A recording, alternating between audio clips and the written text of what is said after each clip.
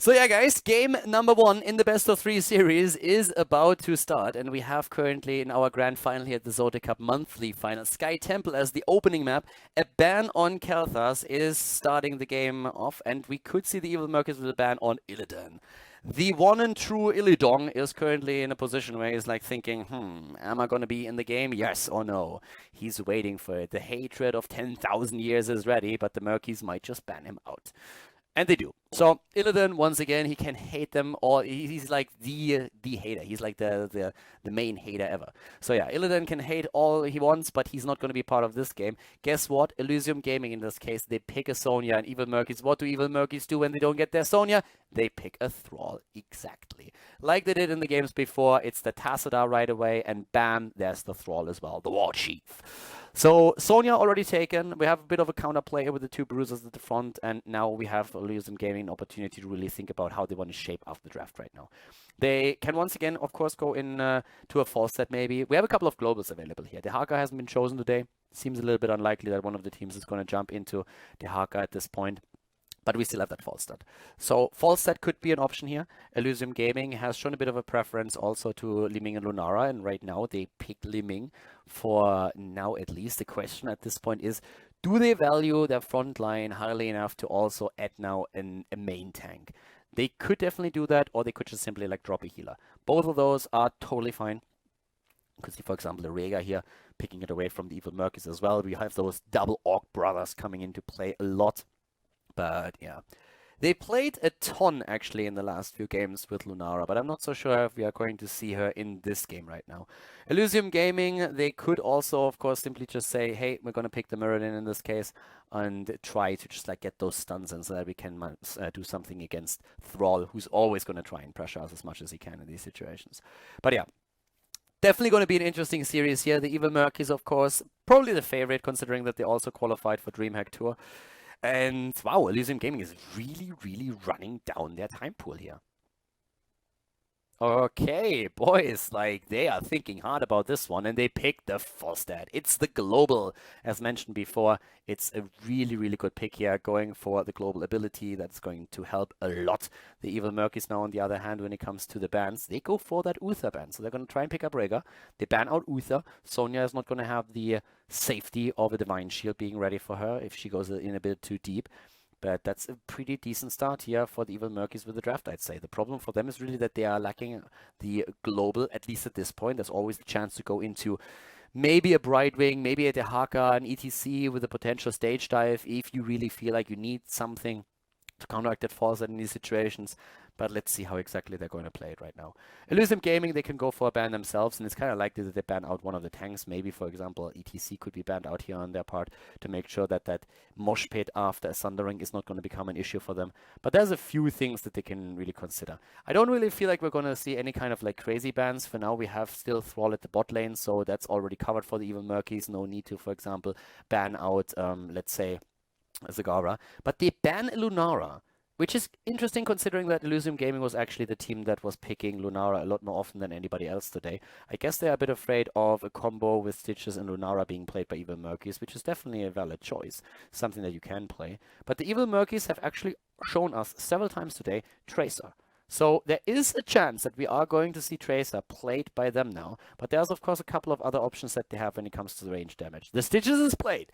Not a bad choice by Elysium Gaming to ban out the Lunara. She just has she has a lot of synergy with Stitches. Pudric Bile and Unfair Advantage are two absolutely great talents that synergize very well. And there we have it. We have Tracer in the game. Okay, cool. So this is going to be a fun one. Once again, we have a bit of Tracer action. I think it was Arcane actually that played Tracer in the last game that Evil Murkies picked up. Elysium, they need a frontline. And they need a healer. Brightwing is an option for sure. Considering that Tracer is now also being played, Brightwing wouldn't be too bad here. It would give them a double global. They would have Falstad, but they pick Rega. Oh yes, sorry. I totally blanked here. I actually, like, for a moment really thought that Rhaegar was already picked by Evil Murkies, but yeah, the draft pattern hasn't changed. They can't pick 3 heroes. They have to actually just pick the third one a bit later. So yes, of course, in that case, then yeah, obviously Rhaegar is going to be chosen by Elysium. They have only a single support. They can't go into double support because they still need a tank, and Sonya needs something. And a Brightwing alone without any other support would be a little bit too weak. So Rhaegar it is. The Evil Murkies are most likely going to head into that Brightwing then. And there's the ETC at the front line. I would expect Brightwing, but we have seen Evil Murkies with a tendency to pick Malfurion. Brightwing, I say that because I feel Brightwing has a very nice interrupt against the ETC Mosh Pit, if it's going to be chosen, and also the global presence that helps them to counteract the soak of Falstad to a certain extent at the top lane when the second temple phase is active at the bottom. So Brightwing would offer utility, whereas Malfurion is probably a bit more of a comfort pick for them. Question really is, do you need him here? They really like to play Malfurion with the Stitches as well because they get hook into root. And they are pretty good at making that work. You can really see that they have a lot of practice with that particular combo. But the question that they have to answer here now is, do they need the additional interrupt against the potential Mosh Pit? And do they need some global soak with Brightwing so that Falstad doesn't get too much value for his team?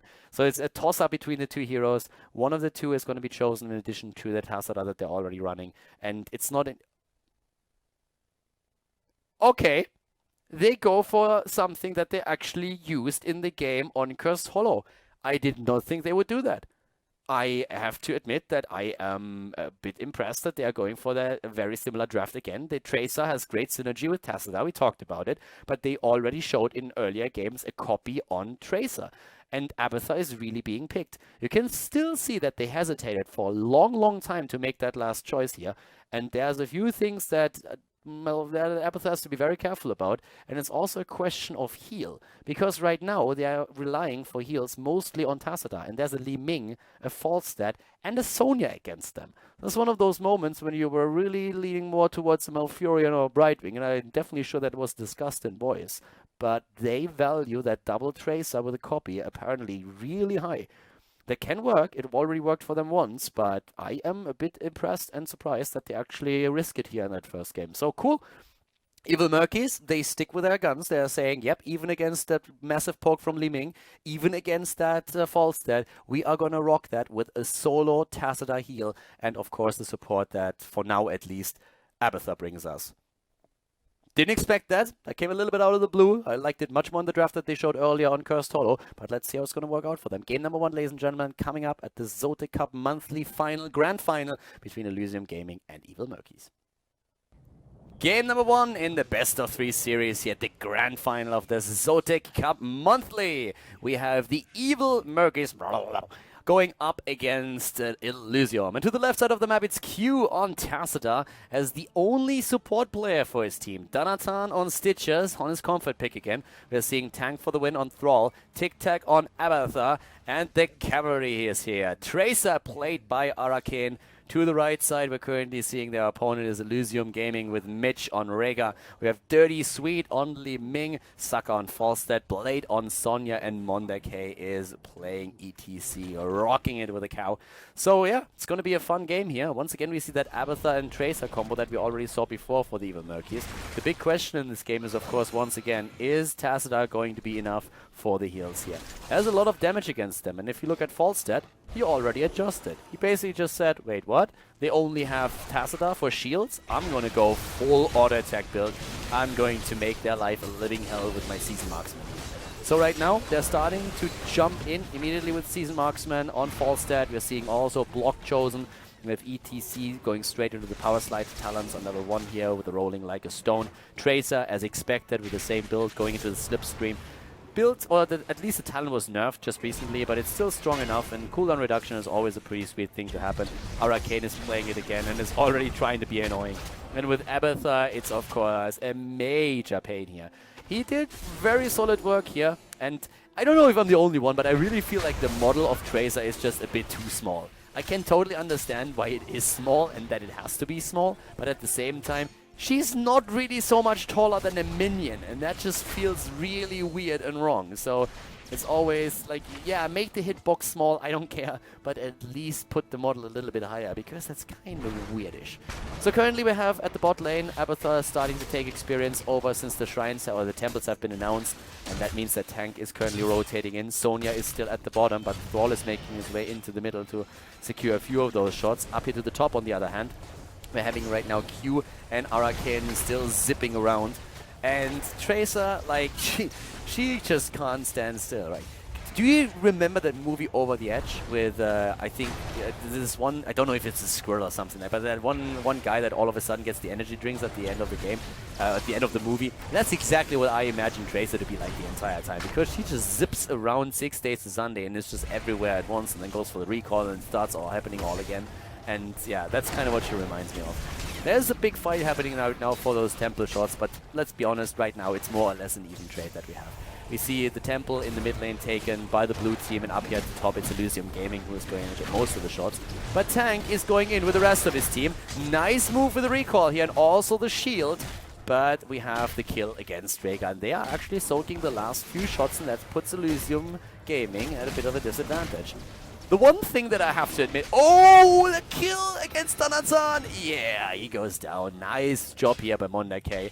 And he is basically just turning the entire situation at the top lane around and claims the shots at the middle. So that is going to make it a very even exchange once again. Sonya, in the meantime, has been pushing down the bot lane, where Abathur has been doing his thing. It's kind of interesting to me that Tracer, if she gets a shield and then recalls, still maintains the Tacita shield. That seems weird, like, I don't know. Let's see. Oh, the kill, and Arcane survives and is able to move away here. I don't know, but I really feel like Tracer is one of the heroes that you would want to see in the hands of a StarCraft pro, just because they have the APM to really pull that off.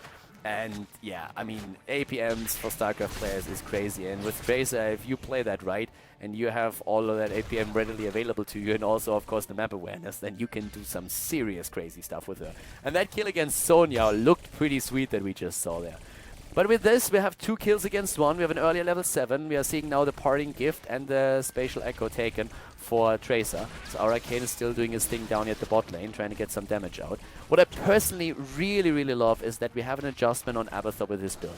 Abathur went into Mule, and I'm super happy to see that a few players are really starting to go for Mule on this map. It's one of the best maps for Mule next to Blackheart's Bay, and it really gives them a lot of value at this point. So we're seeing on 7 follow through. We have Toxic Gas, full slam build by the way for Danatan, and Kala's Embrace together with the Leeching Plasma. It gives great value to Tracer. Like the damage output that she has with all these auto attacks makes Leeching Plasma a perfect talent for her, a perfect talent choice. We have Seeker taken, and we're seeing now the Triumvirate here, whereas the bot lane is pressured quite significantly. I mean, you want to try and burst through the wall before the temple is going to be activated. Right now, they can't really make that happen just yet, but they are really trying. I mean, Tank is moving in now on his Thrall as well to help out a little bit, and they are able to get some solid damage in. They also soak, of course, a lot of the ammunition that we have on the 2 towers, and that alone is already helping. But the first one is nearly done. So giving you a bit of an idea about the damage output thus far, we have Abathur again with 8,000, Tracer still with a solid 5.6k, but Li Ming on the side of Elysium Gaming has her 4,000 as well. Half the damage output of Abathur, by the way, just saying. And Abathur is already soaking at the top, and that's one of the huge assets that you have with Abathur. The disadvantage is that you have only 4 heroes in the fight until Abathur has the copy ready, which is going to happen level 10. But the big advantage for them right now is that Abathur can still soak the lanes at the top, whereas down here the fight is still continuing. And let's not forget that level 10 is just around the corner for the Evil Murkies, and let's see if they can get that level 10 and their rogue ability before the shots are all used up. Because then, once again, we have Arcane jumping in with his Tracer. Arcane wants to go for Falstad, doesn't get the kill. Level 10s are ready any moment right now, and here we have them. Level 10s are ready. Arcane zipping around. There is that Sundering.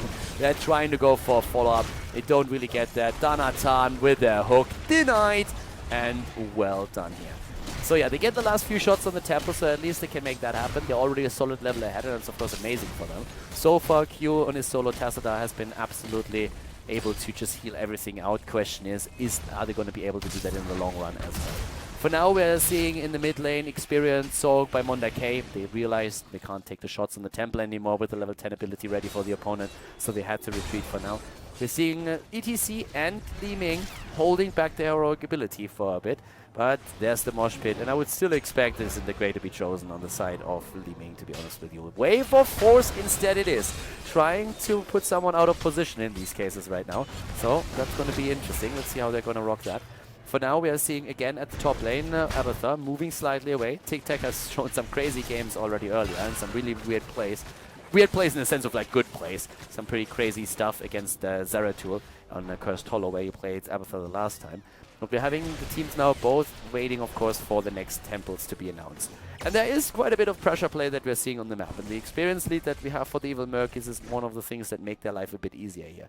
Especially since they have a chance to go into an early level 13 maybe for the next temple phase. That would be great for them, of course. If they can use the extra talent, then they have a very good shot at this. But right now, we're seeing still at the bot lane the 2 Siege Giants for the red team, for Elysium Gaming, starting to push in. They're trying to make that work now. Up at the top, a bit of a battle between Falstad and Danatan on his Stitches. Yeah, Hook not hitting, but the Abathur mines are always there to the rescue, so that definitely worked. And here's the Double Tracer. Double Tracer in the house, and they are trying to make their play against Blade. Yeah, immediately going for the recall here and zipping in once again. Tic Tac is there, puts the damage out, pressures them back, but the heroic ability hasn't really done anything just yet, so they didn't really get a lot of value out of the copy here. They pushed them back for now. Stitches in the meantime has still been soaking experience up at the top, and now they're going for the countdown here. It's all about the level 13 once again, but we have only 10 more seconds until we are seeing the level 13 talents for the blue team. The Evil Geniuses are also... Evil Murkies! Ah! I hate these guys today. Like, too much Evil, too much Elysium, too much EG abbreviations. EG versus EM is playing here right now, and it is kind of screwing with my head. But well, we have at the top lane, or we had, Stitches soaking experience for a long time. Abathur is going to get the final few experience points so that they hit level 13. And that talent advantage is something that they're probably going to try and translate into a fight down here. Abathur has the copy back ready up as well, so you can use that too. And they're going to try use that in that fight. Already ETC is in a pickle, and he is definitely going to fall. Arcane is like, oops, kind of didn't kill that guy, but jumps in to do exactly that. The tank is on point. We have a level 13 talents. In this case, we're having, of course, now on the side of Stitches even more slam talents. By the way, after going into the pulse rounds, we're having now the bullet spray taken again. Same build that Arcane already used earlier today when he was playing Tracer. And Falstad needs to be careful because Tracer is already on the way and can try and zip in here. Yeah, again, the attempt to go for Saka. Arcane, and goodbye. That's the poison that should actually finish him off here. And that's the end of Falstad. At the bot lane, on the other hand, this could be the end of Tank, but he's taking down Rhaegar. It's a 2 versus 1 turned into a 3 versus 1, but he still gets a kill for a kill. Overall, 5 kills against 2, 13 talents for both sides now. But what I really like about the Evil Murkies is that they don't even bother to go for the temple. Instead, they drop the structures first, and then they go for the temple. More value. That's what they want here, and that's what they are getting. They're still an entire level ahead. And we're seeing them at this point also with the Giant Killer taken again on the side of Thrall. So Giant Killer into Tempest Fury is going to be the talent combo that they're hoping for here to put a bit more pressure on those heroes. We have at the same time, ooh, look at that. We actually see currently Cannoneer taken. Not really a talent that you see too often on Li Ming, so a bit of basic attack damage increase that you're seeing right now. And that can, of course, do quite some solid work, but it's not really what you would expect. It's still something where you can see that they are trying to go for a lot of single target damage with their setup right now. And that's because they are simply saying, yeah, those shields of Tassadar are annoying, but if we focus on one hero and coordinate that properly with all of the talents that we have right now, then we can drop that target because there is no ancestral healing, there's no divine shield, there's no burst heal from anybody else. We're seeing the 16 talents coming in with a locked and loaded, and one of the big problems right now for Elysium is, of course, that they are still far, far behind. I mean, they don't even have level 15, and it's going to take them some time to go for the level 16 talents. Talking damage, we're having Tracer now on 18,000, Thrall is on 19k, we have Abathur on 20,000, and we're seeing Li Ming also 19,000 by now. Danatan needs to be careful here, so does Tank. Both of them moving away, but we already have Falstad flying in. The rest of the team is at the top, and Danatan gets isolated again. There's the wave of force that has been used already, and they're jumping in once more, trying to go for stitches, but the turnaround is there as Q is starting to shield everybody. Tracer is on her way and can maybe flank and do some damage. There's the copy, double Tracer. Not sure if they really wanted to do that right now, because we already saw Elysium retreating, and I think that was a bit of a waste of a cooldown that we just saw there. Yep, the copy on Tracer is going to be down any moment. Gets actually shielded by Q and survives a bit longer, but in the end it's not going to do too much. Or is it? What? Sweet nearly falling there. That would have been sick. If he gets a kill with that, that would have been crazy. But it's a 40-second cooldown that still remains, and we have temples active in 15 seconds, so that's really a bit of a problem. That Tracer copy didn't do too much. Abathur was a bit too trigger heavy, yeah, with his heroic ability. Then again, Thrall is already at the top, waiting for the temple to be activated, so he can start and push that in. We have still, thanks to the Mule, besides other things, also the entire mid lane still ready. So that's a lot of shots that you can actually soak with this. Mule on Abathur is giving them a lot of value right now, and it's really one of the things that they can try and capitalize on. Yeah, here in the middle of the map, they need to be careful with Tacita, but, well, usually Tacita doesn't really have a problem retreating. So it's an even exchange in shots for now, but a few stolen away from the mid. And especially that top lane is going to suffer quite a lot of damage. And well, there's no Mule on the side of the opponent. 16 talents right now, fight about to start. Both the teams now at 16, and the Earthgrass Totem is now trying to synergize with the level 1 talent that has been taken on Rhaegar. But we have at the same time now also Li Ming with the Fireflies, going into Seeker, going into Force Armor, and the Fireflies then on level 16. So a very heavy focus that we're seeing right now on the missiles. With the Cannoneer on level 13, and here comes that Mosh and the kill against Thrall. Great Mosh pit by Mondake, really well done, and Danatan is also gonna meet his demise here. But Tracer with a drop against ATC. There's still Tic-Tac also with a copy on Tracer. Recalls everywhere, and they're trying to put the damage in. Li Ming is nearly dead. Arcane is barely getting away there. Well, not really barely. Tracer is just not dying. Again, if you thought Li Ming was annoying when she was released, think again, because Tracer is just like topping her easily. And yeah, she is pretty brutal and sometimes very difficult to deal with. One of the heroes that is oftentimes being named when we're talking about counters against Tracer, and it's mostly like Brightwing, Lunara, that can be very strong against her. Zeratul in certain cases can also make a bit of an impact. And well, talking about heroes, we're having Mitch at the top about to fall. He's taken out, Falstad is flying in, and Arcane plus Q, they are moving away immediately. But still, these kills, these Tracer kills are insane.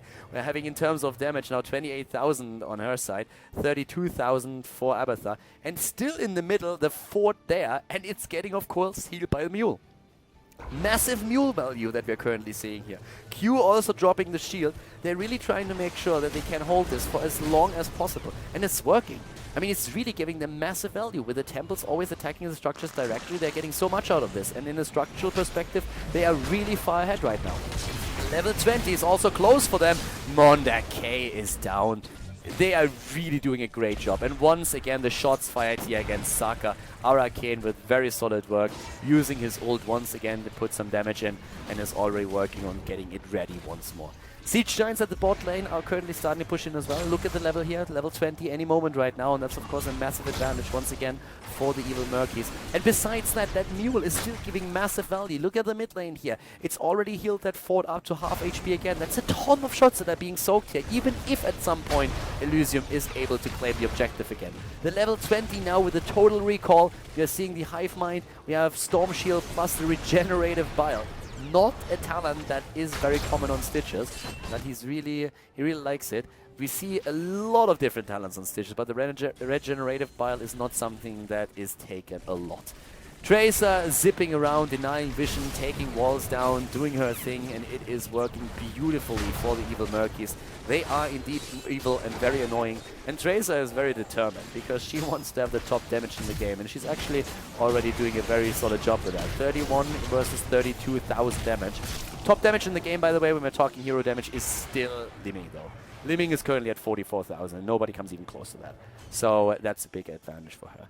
Again, another temple up, and that's the one that you simply, you have to accept that. There's 20 versus 19, so there's nothing you can do about it, but it also means that this keep is very likely to fall if someone is putting some additional pressure on it. Like, all of the keeps have basically taken, or are about to take damage here. Top lane keep has already taken damage.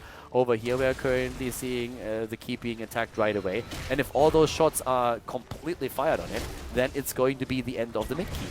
And that would be already a huge problem. Oh, the force wall is really nice here. They're trying to go for the kill against ETC again, but in this particular case they cannot make it work.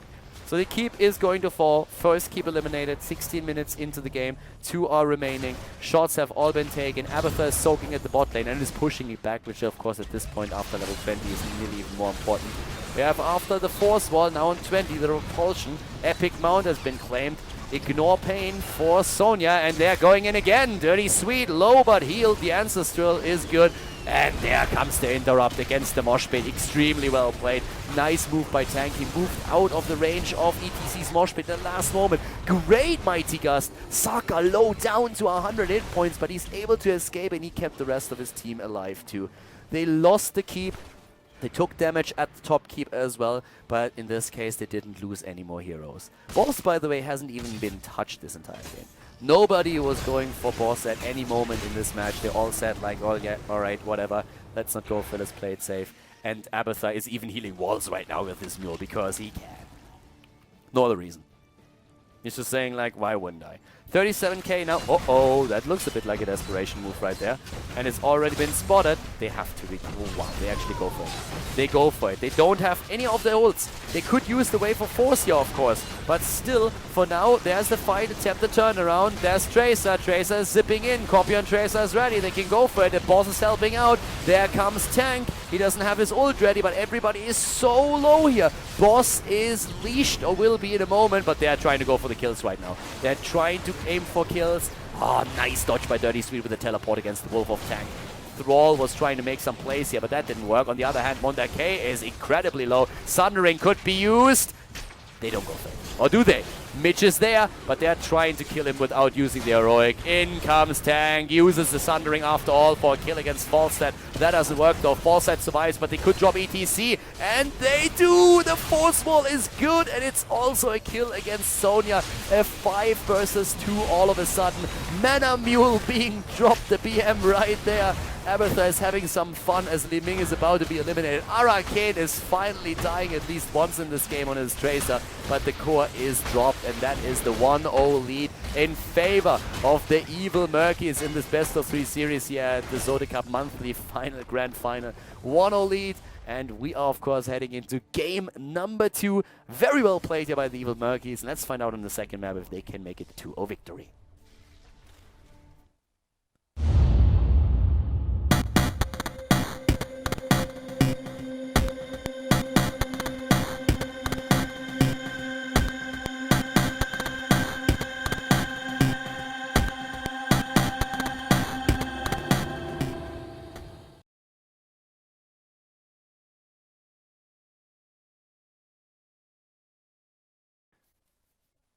Alright everybody, we have our next game coming up, and it could theoretically be the last game of the day as the Evil Murkies find themselves in the lead in the best of 3 series. Elysium Gaming on Battlefield of Eternity. They have to step it up a notch if they want to force a third map, and it is a very different map. It's a 2-lane map. It's a map where Tyrande is a lot stronger, where we see a lot of Sylvanas. You are trying to really just like drop that immortal.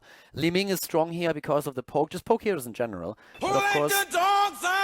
Alright, Stack is back.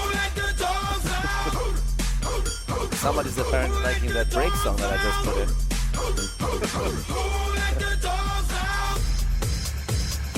Broken Brights. A sick song. It's actually a song on one of my favorite TV shows, Suits, and I just played that in the break, so apparently we have someone who likes that one as well. Elysium Gaming, on the other hand, is, by the way, taking a lesson from the last game and jumps in with a quick ban on Tracer, saying like, yeah, no matter what happens on this map, the one thing that we don't want to happen is Abathur Tracer again, so let's make sure that this is not going to be a thing here. Tracer banned out, and that leaves Illidan and also Kalthas still open. Elysium Gaming, they have first pick, so the Evil Murky, they have currently to think about which is the lesser of two evils. My prediction, Illidan ban, Kalthas pick, Tassadar, Sonya. My prediction for the first round. Knowing these two teams, that's definitely what could happen here. Elysium Gaming has actually picked Sonya first a lot, and she would also be great on this map. But leaving that Kel'Thas open, they do it. They actually go for it. That means Evil Murkies with a Tassadar and probably Kel'Thas. Or Thrall. Tassadar, Thrall, but that would give Elysium Gaming Kel'Thas. I like it. Mind games. It's my favorite one. So it's actually like pretty smart. Elysium Gaming knows that what Evil Murkies like to do. Oh, and they switch it up completely. I love it. So Elysium Gaming knows what Evil Murkies like to do is play Tassadar Sonya in the first rotation. So what they do is they pick a Sonya. And they also, of course, know that when that happens, the Evil Murkies are usually just subbing the Thrall in for Sonya and pick the Tassadar anyways. That would have left Kel'Thas open to them, which they can still get right now. But they are now in a situation where all of a sudden Elysium Gaming looked at it and was basically saying like, you know what? Pick that Sonya, get that Tassadar. We don't care because we go for a Tyrande, which is great on this map for the extra damage against the Immortal. And we're going to pick also the ETC. We have a stun combo from start to finish. We have that mosh pit available to us and we value that higher than going straight into the Kel'Thas here. So they leave Kel'Thas plus Sonya and Tassadar over to Elysium Gaming, which is in my opinion a massive risk that they're running here. But they must have a plan right now. With Evil Murkies already starting things off with a Tyrande and an ETC. That's a very dominant early rotation combo that they run here. Question, of course, is still, can they make that play work? Uther is banned out so that Sonya doesn't get that support. But I'm a little bit, I'm a little bit curious to see how they're going to, like, what the next draft heroes are. Because they must have known that Elysium Gaming would go for this. After Sonya was picked and them not going for Tassadar, it was a given that Elysium Gaming would pick Tassadar. With them not taking Kel'Thas, it was also totally clear that Elysium Gaming would go for the Kel'Thas here. So Kel'Thas, Tassadar in the second rotation, and Evil Murkies, they must have looked at this and must have said, like, guys, we don't care, because we have something prepared here, and I want to know what it is. I really want to know what is the comp that they say is so strong that they can easily take that down. Because I believe that Evil Murkies are now more or less forced into a Rhaegar pick. If they don't do that, if they give Elysium Gaming Rhaegar and then also a good tank, I mean, that would be the dream combo for Elysium. That would nearly be perfect. So I feel at least take Rhaegar away. And you are heading into a double support either way, one way or another, so you might as well. But a Li Ming would be great for them. I would really like some poke on their end, and they need some range damage. So I think something along the lines of a Li Ming with a Rhaegar would probably be pretty good here right now. Again, Lunara is also sick here. Li Ming taken. That doesn't surprise. Are they going to drop a Lunara as well? Rhaegar would be my bet now, because I would not be, and they don't do it, I would be very uncomfortable if I was in Evil Murkies' shoes giving that Rhaegar over to Elysium Gaming, because Elysium Gaming is now going to say like, hell yeah, we're going to take that guy. And with Rhaegar, it is likely that we are going to see them, I would say, with the Johanna. I think they played... Nah, I still think Johanna. I still think a Johanna.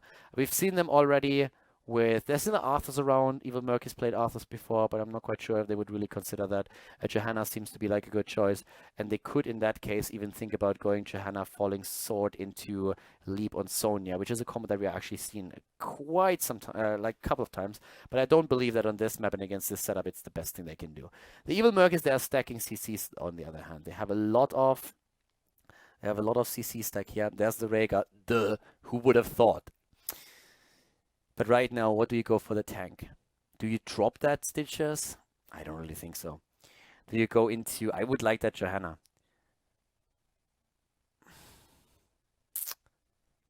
There's a couple of heroes that they could really go for here right now. Johanna is definitely the hero that is like the tankiest from the remaining setup, and that's the easiest hero to get away from a stun with the Iron Skin, if you keep that up. So I think that would probably be their best bet to get out of a couple of very annoying situations here. And yeah, they go for Johanna. And now I want to see something that just like blows my mind. Are we going to see a simple double support? Is that really what's happening here? I don't think so. That has to be a Tyrande sort of support, right? Maybe even without the Starfall. And indeed it is. Falstad chosen. I might have even gone into a Lunara, to be absolutely honest with you, but it's a Falstad. It's an interesting setup that we're actually seeing here right now for the Evil Murkies. Not really what I would expect. Elysium Gaming has a sick comp. Can they make it work? That's the question that we have to ask ourselves right now. We're going to go into game number 2 and Stack, you're crazy. Like, seriously, Stack, you are crazy. I mean, thank you, but you're getting insane. you're really getting insane here. So thanks for the support. Like, we're finishing the draft with a bang, and we can only hope that the game itself is going to be as good. Elysium Gaming, ladies and gentlemen, game number 2 in the best of 3 series here at the grand final. We are going up against the Evil Murkies with a 1-0 lead already for the Murkies here. Battlefield of Eternity is our second map. Game number 2, everybody, and we are ready to rock and roll. We have the Evil Murkies with the 1-0 lead in the best of 3 series here at the ZOTAC Cup, and currently, to the left, we are seeing them starting with Q on Tyrande. We are currently seeing Danatan on Muradin. We have TikTok on Falstad. We have Tank for the win on ETC, and as you can see, we are currently having Arcane on Li Ming. To the right side of the map, Mitch on Rega for Elysium Gaming. We're having Blade on Sonya, Mondake on Johanna, Dirty Sweet on Kalthas, and Saka on Tassadar. And if you're looking at this draft and you're saying like, oh my god, that is sick, then you're totally right. Like, a double support Sonya with a Kalthas behind it and also at the front line a Johanna, that is pretty crazy. At the same time, though, we have perfect Storm taken for Danatan, and he's already starting the stacking process here. So it feels a little bit like what we're seeing for the team Evil Murkies is actually them trying to burst down that Immortal as fast as they can. They're going to go into Sledgehammer on the side of Muradin to get some extra damage against the Immortal. Once that Danatan gets his stacks up, they're going to run with a Boomerang build, which is great for Immortal damage as well. The poke on Li Ming is also quite significant. And Tyranda's going to help out with the extra damage that you can put in as well. So those are a couple of things they are going to try to bring into play once that the Immortals appear on the map. And at the same time, we have a bit of a look at the bot lane here, where we see a 4 versus 3 scenario. It's really a bit atypical to go into a 2-3 split on this map. It's usually always a 1-4. So they need to make sure that they are pushing the bot lane quite heavily, since Muradin is very much alone up at the top against the wave clear of Sonya and Tassadar. That lane is going to be pushed in quite a lot. So I am very curious to see how much damage they can actually do at the bot lane. Overall, what we have to watch out for in this game right now is really Sonya and how she's going to be able to make that play.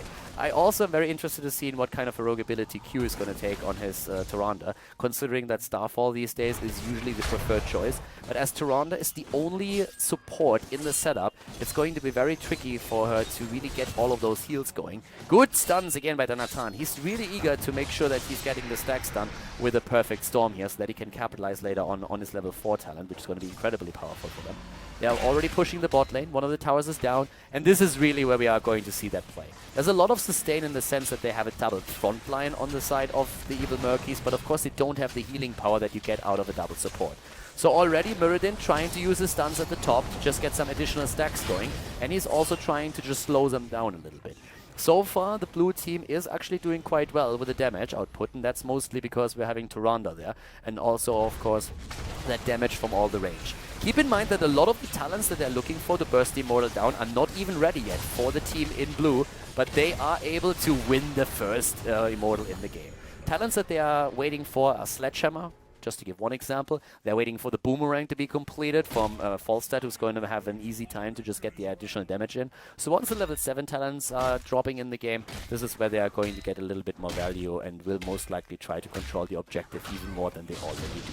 Johanna taken down at the bot lane. Oh, that is an issue, because all of a sudden there's nobody to soak experience down here. It's a 4-1 split again, with the Immortal at the top lane trying to get some value on his own, but now Mitch had to rotate back down. Immortal might be able to take a tower, but that's already about it. It's still a level lead nearly that we're seeing here for them. And the Evil Murkies, with huge pressure play at the bottom, taking the well down alone is already a big deal, so that's great. But let's not forget that Tassadar is going to get a lot of value for his team after level 7, when he has Karla's Embrace, and that's of course something that they're aiming for at this point. So, a good start for the Evil Murkies, but definitely not enough to get super excited just yet. Attempt to go for Arcane. Oh, that was the closest game over there. That gravity lapse nearly hit home and him in the face. We're seeing at the top lane still Danatan doing his thing against Blade. He has by now the Sledgehammer, as already expected, and a fly-in with Tic-Tac. Beautiful play. Beautiful rotation. That's definitely going to be a kill. They get another stack also for the Storm Bolt. That's great. And right now they have another kill here. This is the danger of going deep when you have a Falstad against you, that he can fly behind you, and if you're already low, you are more or less fresh meat and a free kill. And that's exactly what happened there. So level 7 is going to come into play very soon. Reka, by the way, already on board with the capture of one of the camps here. Is trying to prepare that. Needs a little bit of help probably. And the kill against Johanna! Wow! The Evil Murkies, they're really evil, aren't they? I mean, they put the pressure, and they could even try and go for the fort at this point, but they are going for camp instead. Level 7 talents, and now, of course, Piercing Bolt taken. We're having at the same time Seeker, which is another great talent to go for the extra poke. We're seeing the Lunar Blaze, and we have the Boomerang. Once Immortal time starts, this is really where they can make that play. This is really where they are going to try to burst that Immortal down so incredibly fast that they will have a huge value out of it. Q is going, that's a very late cap on the other hand if they really want to go for the camp, but they let it go. Kind of have to. Yeah, but here they are starting to get that damage in. And where's that Stormbolt, baby? Yo, there we go. And look how fast they dropped those hit points. And Fawcett wasn't even there when that started. Look how fast that rushes down. This is insane. It's at 50 hit points or 50% already. The halftime show has started. And now we're seeing the poke game. By the way, Johanna with the battle momentum. We're also seeing them again just trying to poke here. And when it comes to poke, they have everything they need. They really start to drop that Immortal with Stormbolts, with the Sledgehammer here. With also, of course, Arcane, just like Seeker Missile after Seeker Missile. Falstad is deep pushing the top lane in the meantime. And they still get the damage in. They drop it so fast. It is crazy. And Falstad is just doing his thing here, just saying like, nah, boys, I got this. And down to the bottom. It's a 5 versus 4, and they still get value out of it. Sonya is the only one that starts to rotate to the Immortal of the Evil Murkies, and she might be a little bit too late to really dish out the damage here. Falstad is starting to make his way now over, but at the bottom it is a 4 versus 4 situation. Sonya gets a bit of value for now, but they are attacking from all angles, from every single angle possible. There comes another Stormbolt any moment right now, and we have Arcane, of course, going for another hit as well. Yeah, they are going to get a huge Immortal here. That's a 60% roughly that we are seeing, and they still have a level lead over the opponent. Great plays on the side of Evil Murkies already, and they are attempting to push their top lane right now. With the Immortal, as at the bot lane experience is being soaked. Level 10 is another huge threat right now, actually, for them. So that's another thing that we are going to see here eventually. I'm pretty curious to see how much they can actually do. Only Tassadar is at the bot lane, by the way. Muradin makes his way over. They're trying to capitalize on the level 10. They're trying to get level 10 right now and then jump in and take someone down. And there's Muradin already. Danatan is starting to move in. Everybody else is moving in too. Tank has the CC and he wants it. Here comes the poke. Blade is about to die. Gets jumped and taken out like trash. Down he goes. And now we have level 10s ready. Haymaker, baby. That's what you can go for if you run a double tank. And we also have, as expected, of course, the Shadow Stalk on level 10 for Tyrande over the Starfall, with Li Ming going straight into the Disintegrate. And that Immortal is not done yet. This Immortal is out for blood and takes down another tower. So in this case, we are seeing them with a bit of a snowball happening here already. I mean, it's a 2-level lead that they're running here. They go through the wall, they open up the wall at the keep, and they're going to get another tower, of course, as well. They can safely retreat at this point, and they are looking strong. The Murkies, baby, they are doing work in this game. And this is game number 2 in the best of 3 series. Guys, if they take this one, then they are the champion of the ZOTAC Cup Monthly Final here. So right now, Danatan at the bot lane, soaking the experience. When we look at the damage, by the way, look at that siege damage on Li Ming. 41,000, Falsa with 40k, and Muradin on 17,000. Of course, against the creep waves, he's not going to do too much, but that Stormbolt alone is really doing work. Interestingly enough, bot lane is now, camp is taken, 10 versus 10 in abilities, and that gives us now an opportunity for Elysium Gaming to make a comeback here. We have them with Wrath of the Berserker, Ancestral Healing, the Force Wall, Blessed Shield, and also the Phoenix. But it's camps that are taken once again. This one is going to appear another 40 seconds. Might not be in time for the Immortal. But we have already Danatan sitting down here, waiting, and just saying like, yep, all those camps belong to us. Goes straight in, and let's see how they can rock this. If they get level 13, of course, that would be sexy for them. But Elysium Gaming, they're trying to defend their structures. For them, it's really about getting experience right now. They need to win a big fight. And let's not forget that Sonya actually is now in a position where she can go even deeper, thanks to Wrath of the Berserker and Ancestral Healing. So this game is not over yet. Yeah, it's a massive lead for Evil Murkies, don't get me wrong. But Elysium, they can make... If they get some value out of that Sonya, they can really make that work. Again, the shots being fired, and oh my god, that Sledgehammer is really doing work. Again, another keep is about to fall. Bam, there we go. It's still not level 13 though. That's the problem. Still no level 13, and the camp is now taken. The Owl says hi.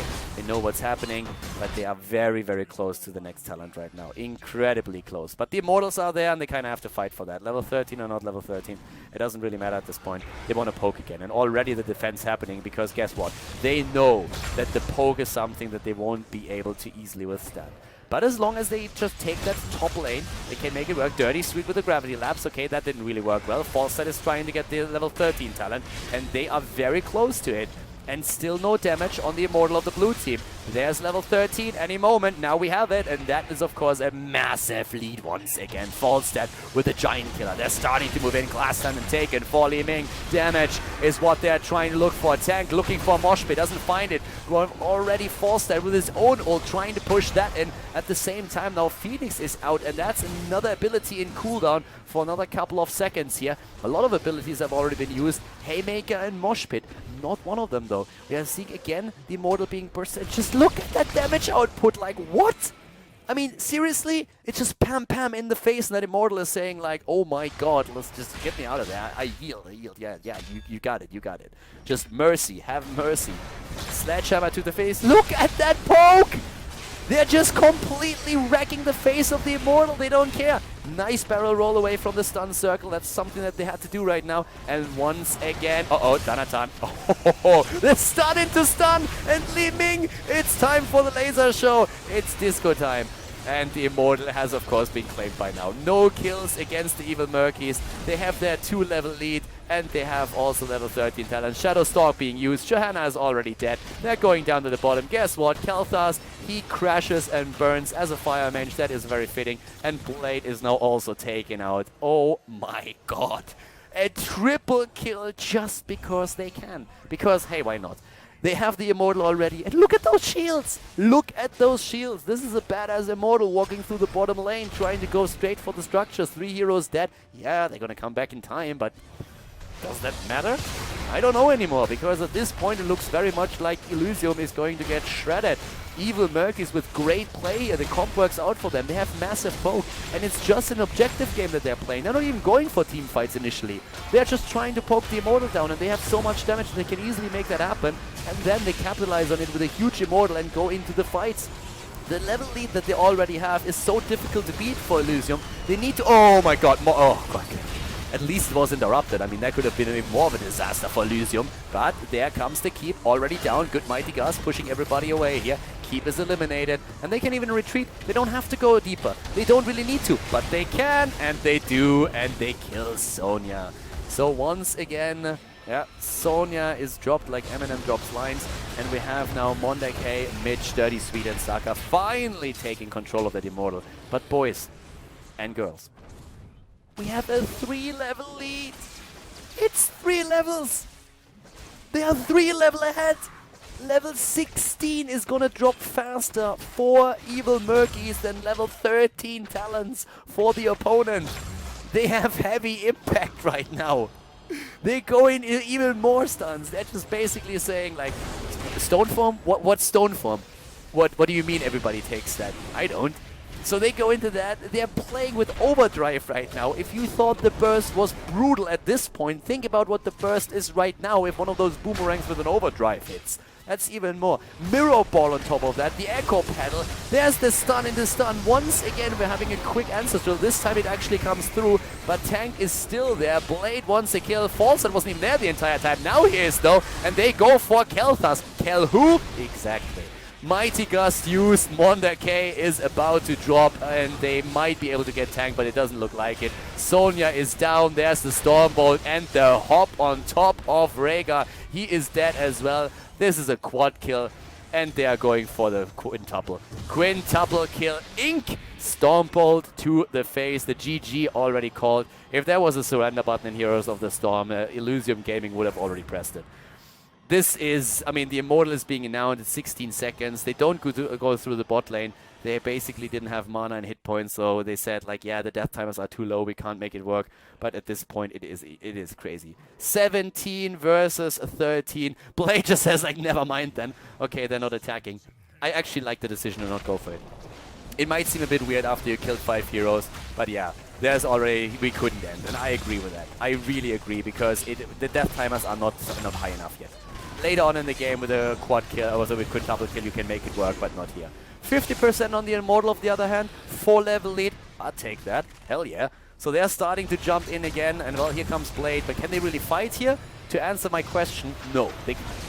They might try though, and if they get a kill, well, maybe. They have to do something. I mean, you can just sit there and take it. If that Immortal is ending up in the hands of them, that's at least another keep. It's probably going to be game. Khaldor is about to be attacked now too, but there we go again. Like, this poke isn't funny anymore longer. There's the poke again. Goodbye, Sonya. Mosh pit into the entire setup, but it gets interrupted. But look at the hit points of everybody else. Dirty Sweet is falling, and our Arcane gets one reset after another reset. That's the kill against Drager, and oh boy, are they getting blown to pieces. Mitch tries it again. GG, well played, and I think this time he might actually be right. Now the move down to the bot lane is happening, and with 3 catapults already on the core, this is of course going to be the end of it. What a play by the Evil Murkies. Oh my god, I cannot wait to see these boys in DreamHack Tour. I can't wait to see them as the second season final for Europe. They completely kill it on the last map, and they take down Elysium Gaming with a 2-0 victory. Very, very well played here. Great game by the Evil Murkies here in the ZOTAC Cup Grand Final.